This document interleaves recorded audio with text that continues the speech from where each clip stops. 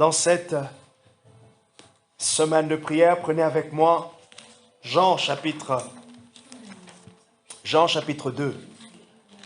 Bonsoir ceux qui sont en ligne, bonsoir Tatiana, Renelda, ainsi que Bénédicte et Prégma. J'espère que vous avez passé une bonne journée. Merci Jésus. Jean chapitre 2, un texte que vous connaissez. Il me semble que c'est un texte qui ne se retrouve que dans l'évangile de Jean.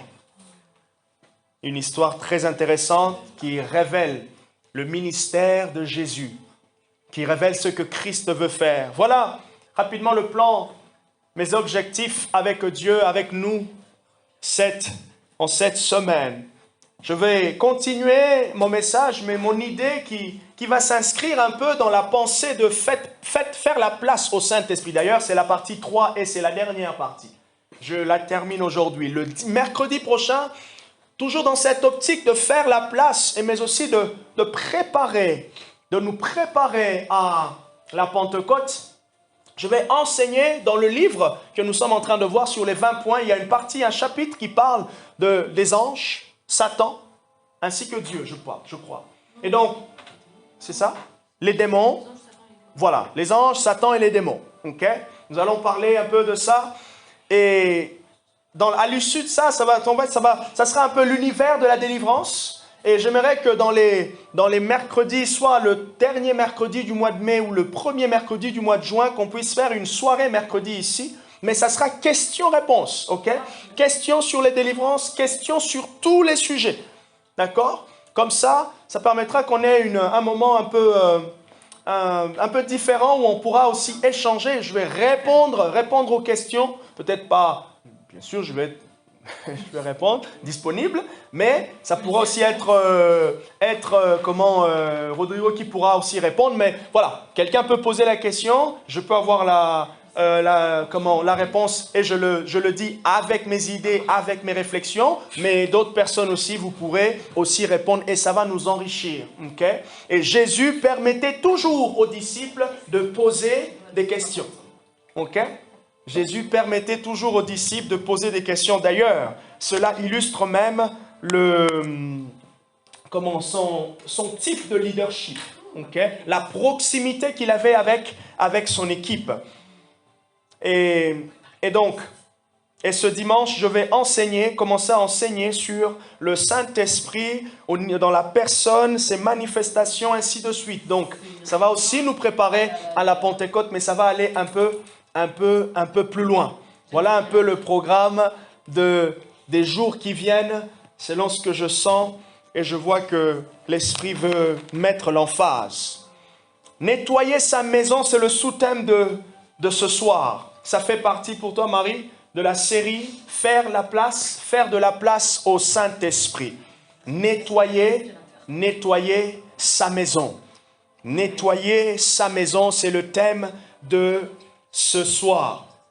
Je nous encourage à être comme l'église de Béret, à avoir toujours son petit calepin sous son portable, ses notes pour pouvoir noter, écrire des phrases, des réflexions pendant que vous m'écoutez à chaud. Okay? C'est très, très, très, très important. Je me rappelle d'ailleurs, à chaque fois que je vais dans une église, j'ouvre toujours ma Bible et j'ai toujours mon papier.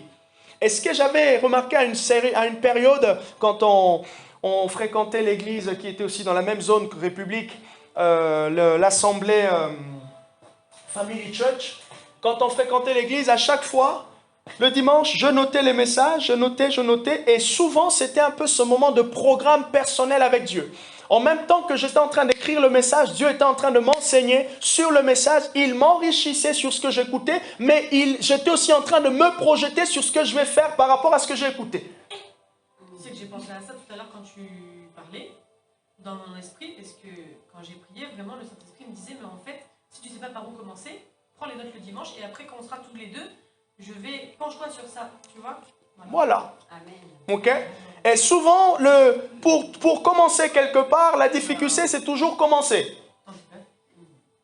Ah ben, je vais commencer. C'est toujours commencer. Ah, c'est affreux, c'est dérangeant, c'est très embêtant. Toujours commencer. Même quand on est, même dans l'entrepreneuriat. Le premier client, c'est le tremplin. Le premier client. La difficulté de trouver le premier client. Hein? Voilà, première expérience. Le CV, première expérience. Ah, je me rappelle quand j'ai terminé les études, c'était compliqué de trouver la première porte.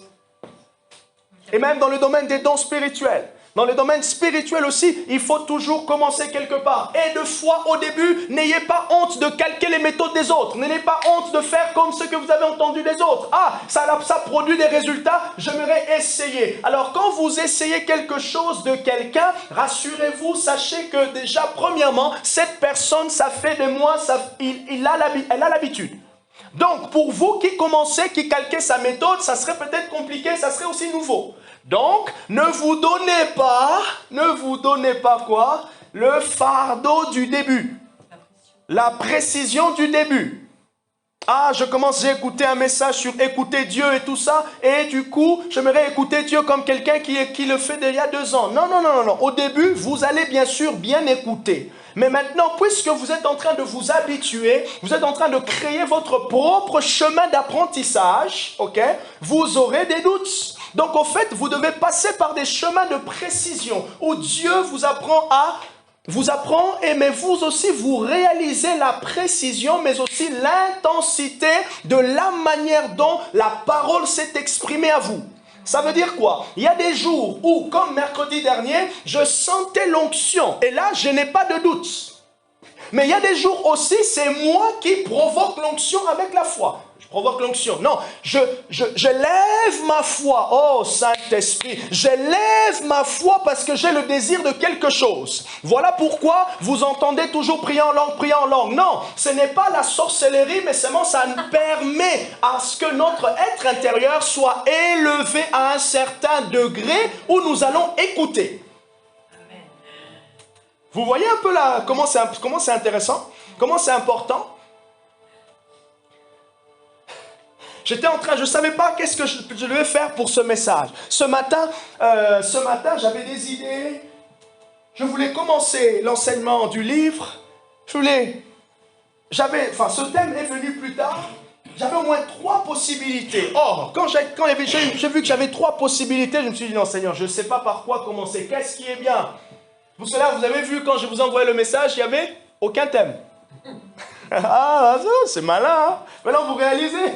Maintenant, oui, j'ai pensé. Je vais t'ajouter. Je vais t'ajouter dans la liste. Ouais, il n'y avait pas de thème. Il n'y avait pas de thème. Pourquoi? Parce que je n'étais pas encore sûr.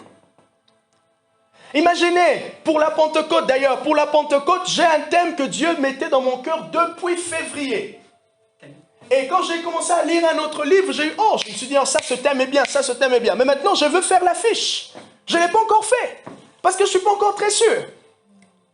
J'ai 3 thèmes, j'ai posé la question au Saint-Esprit, qu'est-ce que tu veux? Et là, j'attends encore sa réponse. Je suis en train de réfléchir. Mais maintenant, pendant que je suis en train d'attendre sa réponse, qu'est-ce que je suis en train de faire? Je suis en train de sentir la paix, premièrement, la paix dans mon cœur, mais deuxièmement, je suis en train de revoir le témoignage de la première voix qui m'a conduit à prendre le premier thème. Donc, on ne change pas toujours pour changer. Mais on change par rapport au langage, par rapport à l'insistance de Dieu. La voix de Dieu est insistante, la voix de Dieu est calme, la voix de Dieu attend, la voix de Dieu, elle n'est pas pressée, elle est là. Notez, la voix de Dieu est insistante, la voix de Dieu est calme, la voix de Dieu attend. Donc ça veut dire quoi? Une pensée de Dieu peut venir lundi, elle part, elle revient mercredi, elle part, elle revient encore 2 semaines après.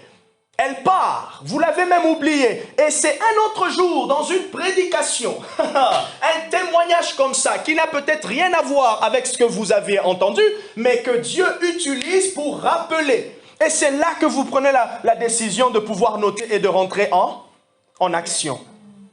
Ça veut dire que Dieu a attendu. Et c'est comme ça pour ceux qui sont prophétiques. Là, je parle pour Anne-Marie. Je parle pour toi, Karen, ainsi que Lucie et même Marie et Barbara. Et pour nous tous qui écoutons la voix de Dieu, la parole de connaissance, quand vous recevez une parole de connaissance pour quelqu'un, la parole vient, j'aime bien l'expression, la parole vient, paf, elle se manifeste. Elle se manifeste de plusieurs manières. Premièrement, ça peut être une vision, une image, paf, qui vous traverse à l'esprit. Et ce qui est drôle, c'est que vous réalisez que quelque chose est venu, que lorsque la chose a été enlevée devant vous. Ok? À moins que vous soyez de ceux que Dieu permet de pouvoir voir comme ça, comme je regarde Barbara avec ses lunettes, je vois comme ça. Mais dans la plupart des cas, quand on dit je vois, on voit avec l'être intérieur, en esprit, avec notre être intérieur. C'est là que ça se forme. Qu'est-ce qui se forme? C'est une conviction qui se forme. Une impression qui est tellement vraie. Elle peut être très légère, mais elle est vraie. Ça se forme. Et la parole vient. Cette parole aussi, ce que j'aime, surtout c'est une parole qui vient corporellement. Comme aujourd'hui, j'étais en train de conduire, je priais en langue et à un moment donné, même hier aussi, pendant que j'étais en train de conduire la prière, j'ai ressenti une douleur ici, au niveau de mon coude. Au niveau de mon coude. Et je ne sais pas, à ce moment-là, j'ai pensé à toi. À ce moment-là. Est-ce qu'il y a quelque chose qui est lié à ça? Oui, il y a des maladies. Ok. Ok, bon, ça voudrait dire, bon, ça c'est laissé, c'est laissé et ça matché. Non. Maintenant, quelle est la différence entre le fait que elle, moi, je ressens au niveau du coude et elle, au niveau de la main? Il y a une douleur, tu as ressenti qu'elle avait une douleur. Voilà. Ok? Donc, en réalisant au fur et à mesure, vous allez comprendre au fait que lorsque le Seigneur vient vous parler, ok, il vient attirer votre attention. Donc la parole qui vient attirer votre attention. Et vous emmener au fait à dire, Seigneur, qu'est-ce que tu veux dire par là? Et pendant que j'étais en train de réfléchir, subitement, en fait, c'était toi. En fait, je posais la question à Dieu, c'est qui? Et je disais, quelqu'un dans l'église, Seigneur? Et pendant que j'étais en train de poser la question, le Saint-Esprit, où intérieurement, il y avait comme un entonnoir. Jusqu'à la fin, c'est toi qui ressortais. Ok? Alors cet exercice, ça demande la confiance en Dieu, mais ça demande aussi pour vous d'aller jusqu'au bout pour dire, ok, j'aimerais aller jusqu'au bout pour voir. Admettons que ce n'était pas elle. Admettons que la personne n'était pas là. Ok, bon, j'allais dire quoi? Peut-être Saint-Esprit, ce n'était pas une parole qui venait de toi. C'était juste une douleur qui s'est manifestée comme ça parce que j'étais en train de conduire. Ok, c'est une très bonne chose. Pourquoi? Parce que là, vous pouvez, la prochaine fois, ce qui a été éveillé en vous, c'est la conscience. Du fait qu'à n'importe quel moment, le Seigneur peut me parler.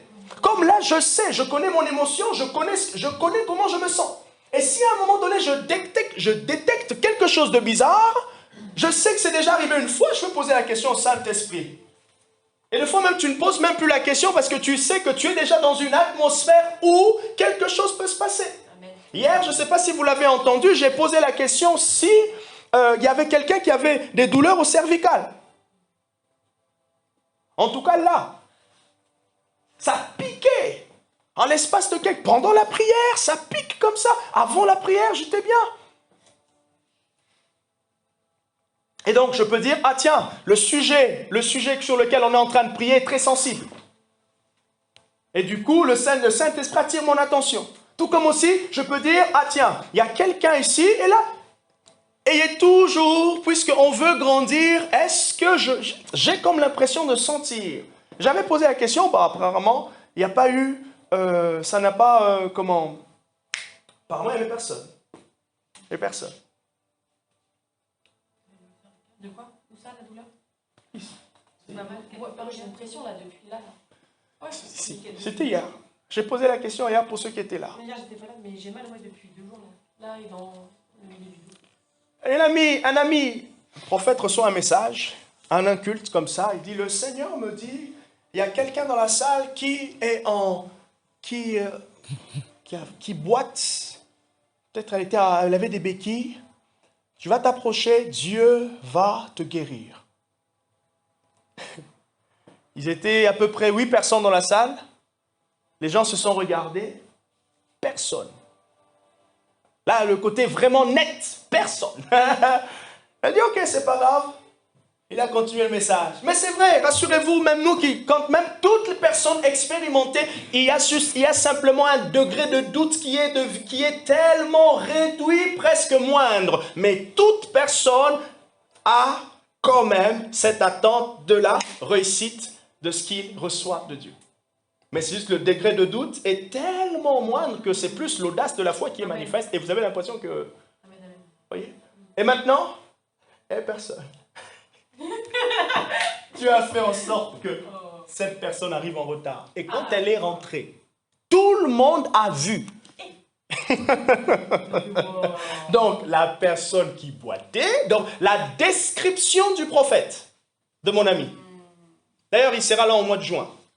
La description, et quand les gens ont vu, ils ont regardé. Il a dit, applaudissez pour le Saint-Esprit, il ne ment pas. Ok? Et là, ça rassure, ça fortifie. Amen.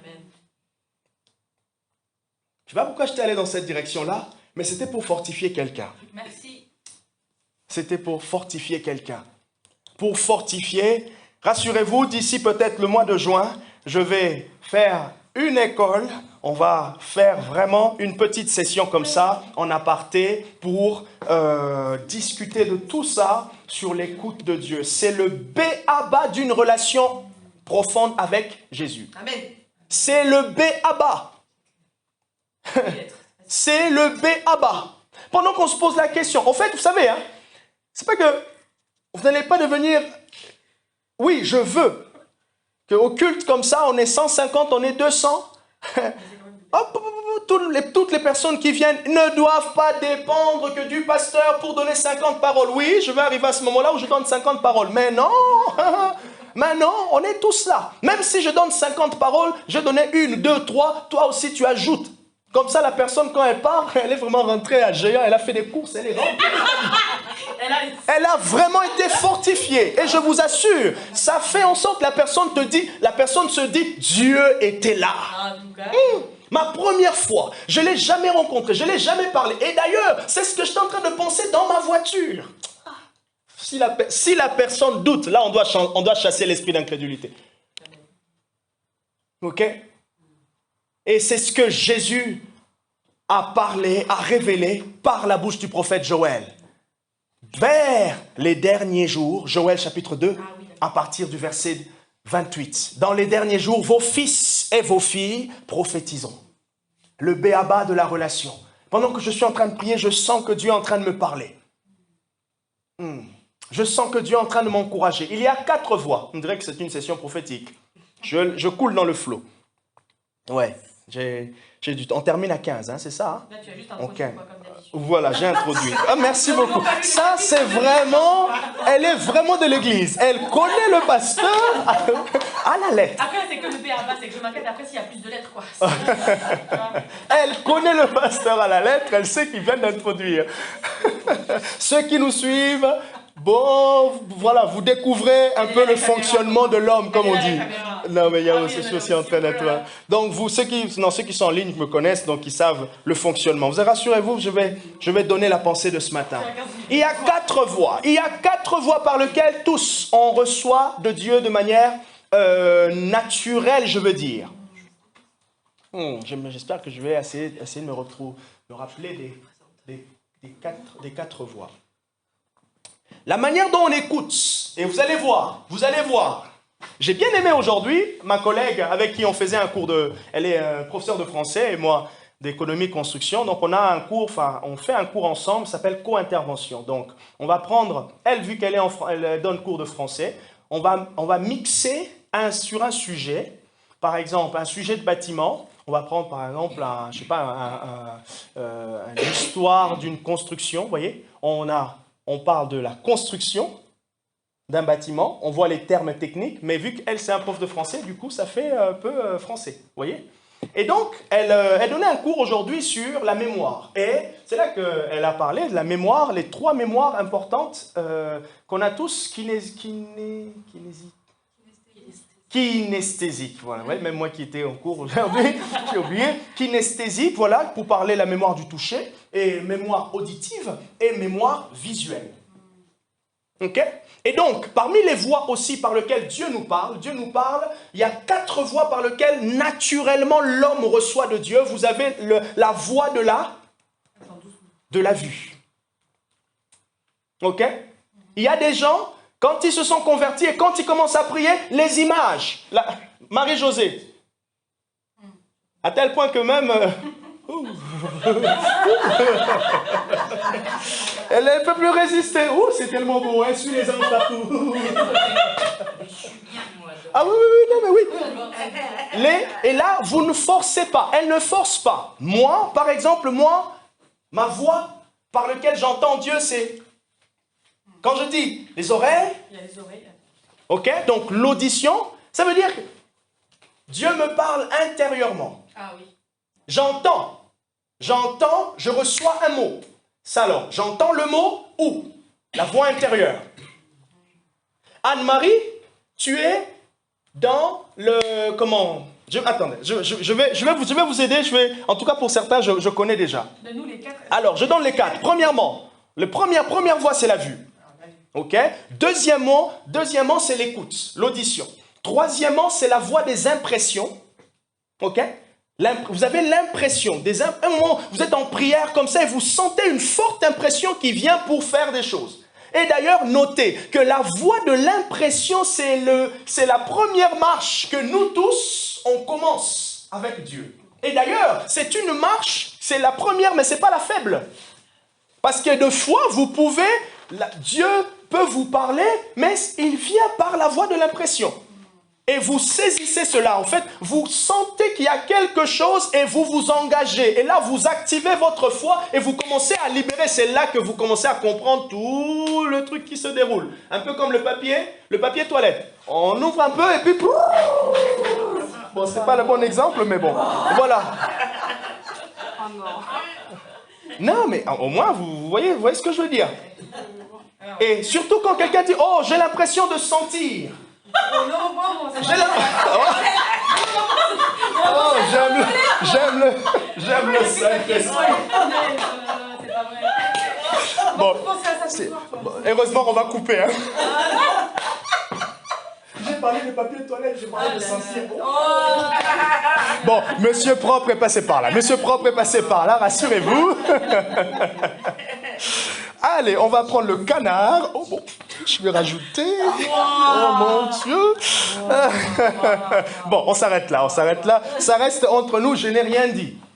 On rebobine, on revient en arrière, on a effacé. Et hop, ok, on devient sérieux. Et donc, du coup, quand quelqu'un dit « Oh, je sens, j'ai l'impression que Dieu est en train de me dire ceci », c'est qu'il y a vraiment une impression. En fait, il y a quelque chose qui a commencé à monter dans son cœur. C'est peut-être pas très clair, mais lorsqu'il commence à s'accorder avec cette première impression, il est en train de s'ouvrir, il est en train de se disposer, et qu'est-ce qu'il fait? C'est que Dieu va aller plus loin. Et c'est là que quelqu'un doit dire, oui, moi aussi, au même moment, j'ai eu l'impression. Vous voyez? Et d'autres personnes, facilement, ils ont la voix intérieure qui leur parle. Et ça vient de manière forte, mais de fois aussi, c'est très faible. Très faible. Et tellement très faible qu'à un moment, ça se mélange avec vos propres pensées. Et là, vous commencez un peu à... non, c'est peut-être moi qui pense. Ah, oui, mais j'ai appris aussi à comprendre que même quand c'est moi qui pense, Dieu aussi peut être là. Ok? Donc, j'ai dit, premièrement, la vue, les images, les visions dans la nuit, des gens qui rêvent. Dans la vue, les gens qui rêvent. Comme Lucie. Moi, je ne suis pas vraiment un rêveur. Mais je rêve quand même.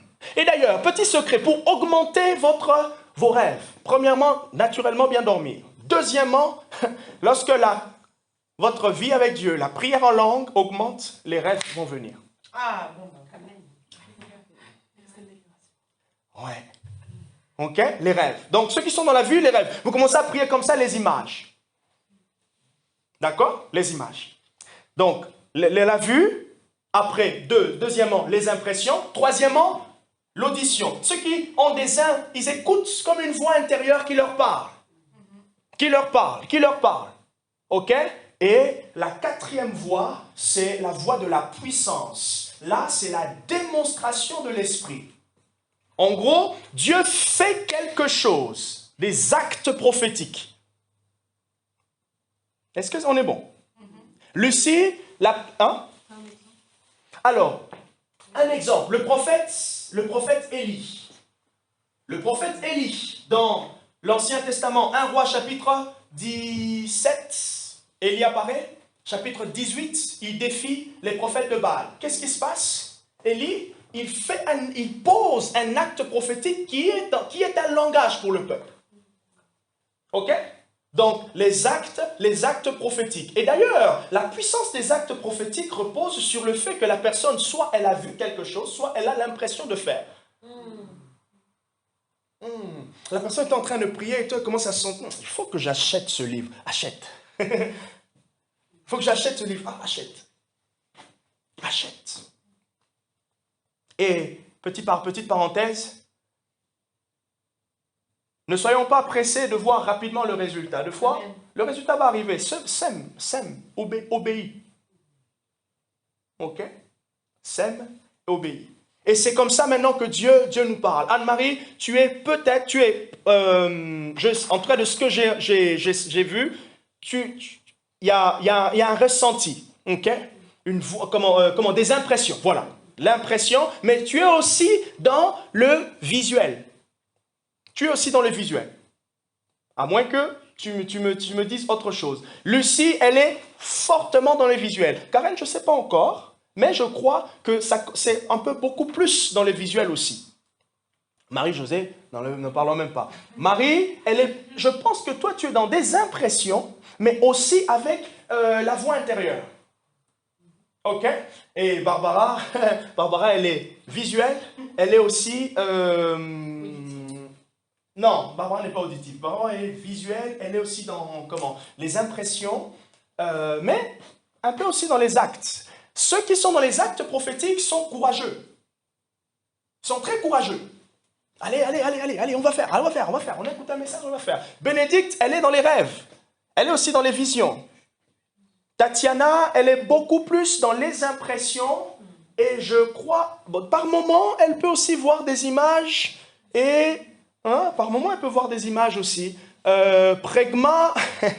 Je ne vais pas le dire là. Renelda, elle est beaucoup dans la vision, elle est aussi dans les impressions. Du coup, ceux qui sont dans les impressions fonctionnent aussi dans le discernement des esprits. Le discernement peut venir aussi avec la vue, le discernement peut venir aussi avec ce que l'on ressent. Vous voyez maintenant en fait comment, quand vous connaissez ça, vous ne forcez pas. Et moi, je ne force pas à entendre Dieu avec les images. Je me mets là, vraiment, je me mets quoi? Une barrière.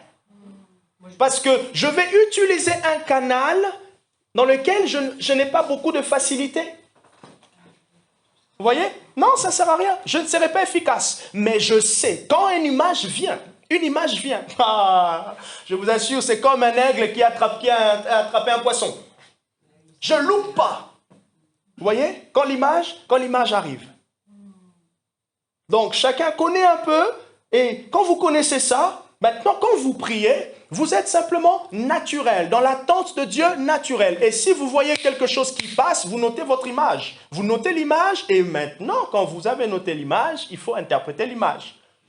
La difficulté. Oui, la difficulté maintenant de ceux qui voient, ce qu'ils doivent interpréter les symboles et les signes. Ceux qui écoutent, ils écoutent, vraiment, on leur dit, allez... Ok, ils écoutent un nom, ils écoutent un prénom. C'est presque plus facile. Ils sont rapides dans l'action. Mais tout ça, c'est des canaux, ça forme un ensemble. Un ensemble par lequel Dieu passe pour parler à ses enfants et les enrichir. Vous voyez? Et ça, c'est intéressant. Et quand vous êtes là, vous êtes en train simplement de prier avec foi, avec attente. Et pendant que vous êtes en train de prier, vous sentez monter les choses. Et là, vous êtes naturel, vous écrivez, vous méditez. Ah, ça devient intéressant. Hein? Et c'est là que vous dites, ah, mais oui, en fait, c'est pratique. Mais en fait, ça se passe comme ça dans ma vie presque tout le temps. Et ça vous dit, oh, mais cette information, elle m'aide. Elle enlève un poids, un fardeau. Vous voyez? Et ceux qui sont dans la vue, ils voient comme ça vraiment des images défiler, mais ils voient aussi, d'autres ne voient pas des images défiler, mais ils voient des impressions, des choses se former dans leur cœur. Et par moments, moi, comme ça m'arrive.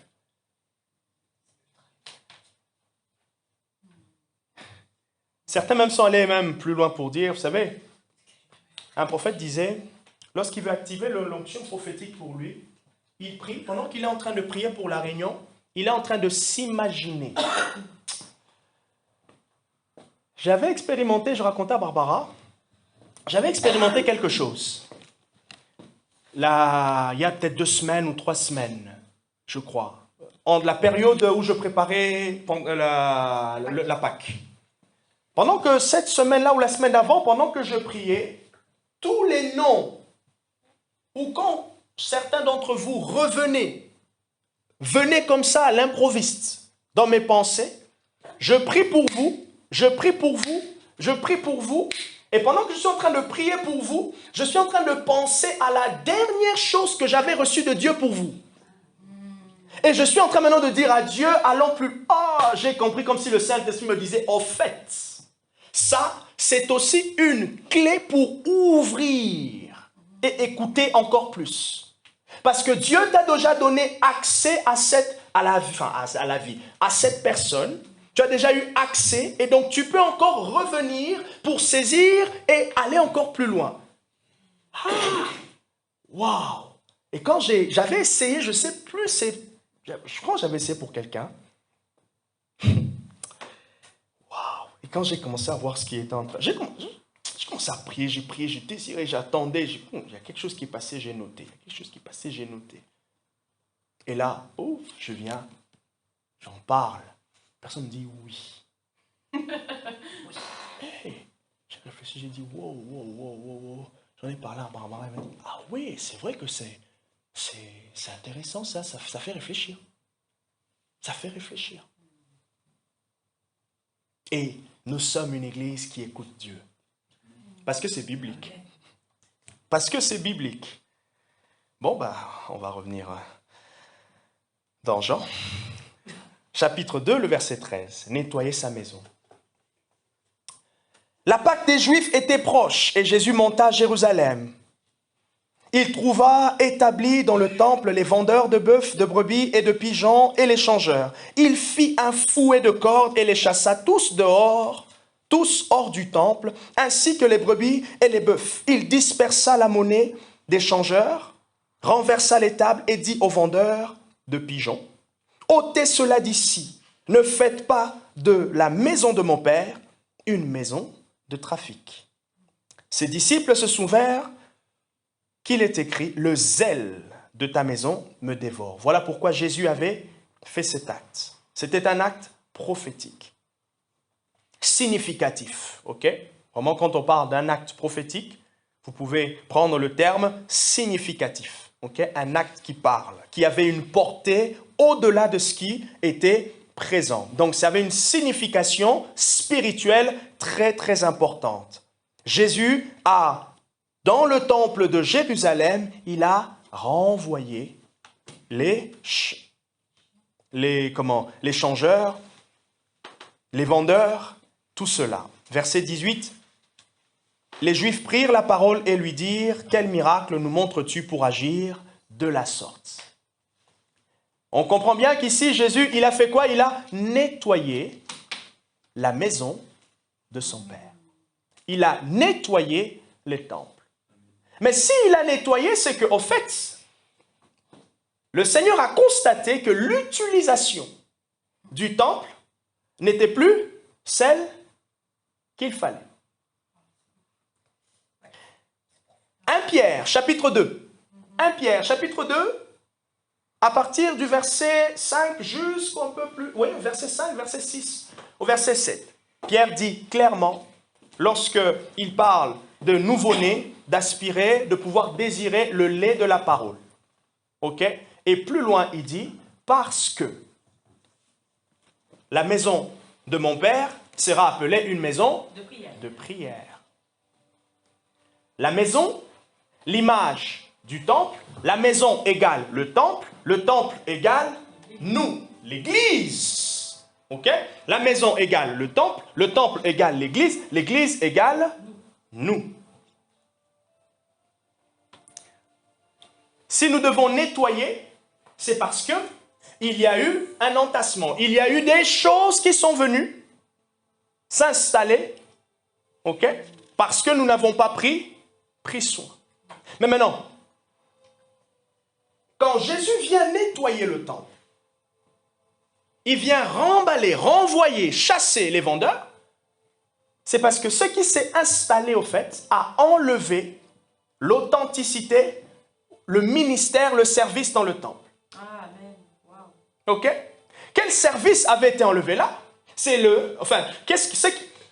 ce qui avait emmené au fait cette transformation, c'est un peu l'image de la lassitude. En gros, la religion. Puisque le peuple était devenu tellement religieux, donc il ne pouvait pas prendre soin de beaucoup d'autres choses.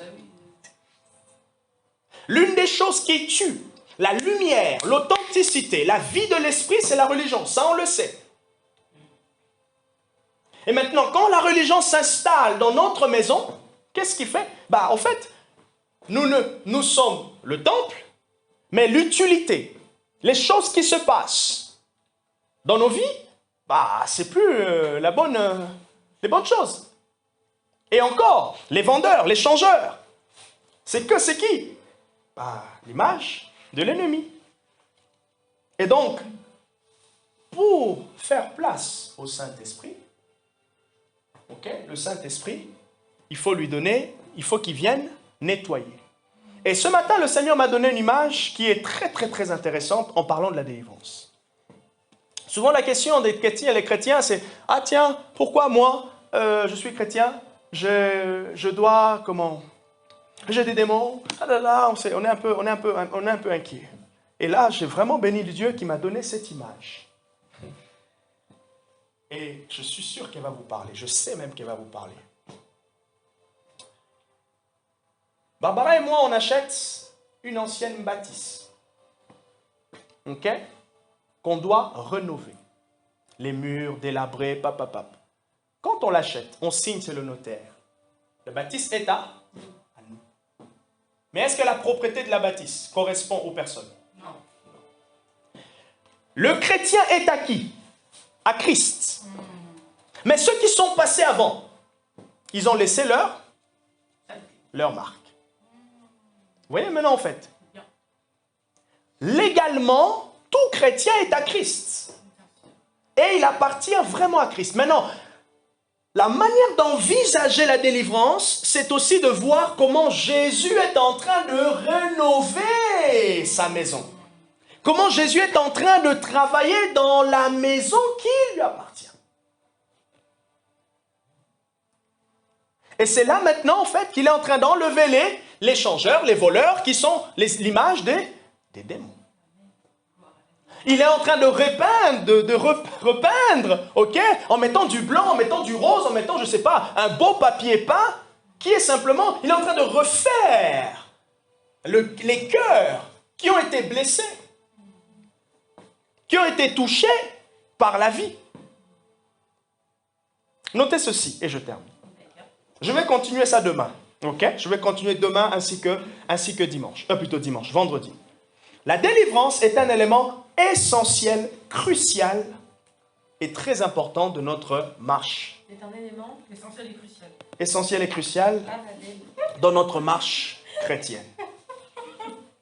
La délivrance est un élément crucial, essentiel dans notre marche chrétienne. En gros, par la délivrance, je n'entends pas seulement le fait de chasser les démons. Et ça, c'est ce qu'on voit souvent. Je chasse les démons. Non, non, non. Mais c'est aussi surtout le renouvellement de l'intelligence, la repentance, ce changement de perspective. C'est ça la délivrance. Le renouvellement de l'intelligence. Comment la personne, elle voit les choses différemment. On ne peut pas faire de la place au Saint-Esprit sans considérer ses aspécités. Donc, cette aspécité qui est la délivrance. On ne peut pas faire de la place au Saint-Esprit sans considérer l'aspect de la délivrance. Sans considérer le renouvellement de l'intelligence. Sans considérer la repentance. Comment est-ce que Jean-Baptiste a appelé l'Église? Plutôt, les Juifs, repentez-vous. Comment les Juifs devaient faire la place au Messie qui devait venir? Par la repentance. Et quel était le symbole? Quelle était la démarche de la repentance? Voilà. 5 sur 5. La démarche de la repentance était le baptême. Pendant que nous sommes en train de faire place à Dieu, il y a quelque chose, un symbole visible. Il y a quelque chose qui est extériorisé. Mais cette chose qui est extériorisée, c'est le signe de ce qui vient, ce qui a été semé intérieurement, la décision qui a été prise. Nettoyer sa maison. Un thème prophétique, je l'ai abordé avec une bonne introduction sur le prophétique qui vous a bien aidé. Et on va continuer demain dans notre temps de prière. Là, tu as fini l'introduction, quoi. Demain, on fait le cœur du truc. Oui, demain, je vais rajouter les idées. Ah, waouh! Gloire au Seigneur. Amen. Amen.